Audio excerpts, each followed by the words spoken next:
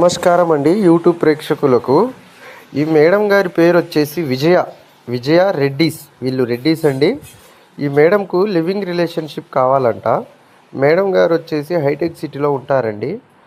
మీకు ఓకే అనుకుంటే మాత్రం మా నెంబర్కి సంప్రదించండి.